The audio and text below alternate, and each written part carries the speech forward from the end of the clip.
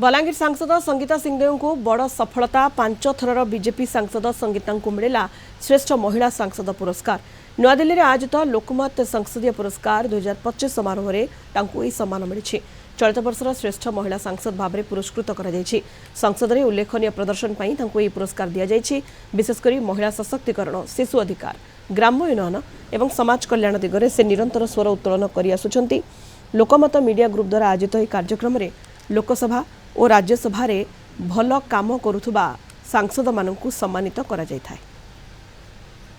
अधिक सूचना पाई Balangir bureau head Chittaranjan मिश्र आम सहित फोन लाइन रे जोड़ी होइछंती। चित्तरंजन, 5 थरर बीजेपी सांसद संगीता सिंहदेव को पुरस्कृत करा जायछि। तांकर उल्लेखनीय प्रदर्शन पाई संसद रे से पुरस्कृत होइछंती एवं ये बड़ सफलता बलांगीर सांसदों पाई।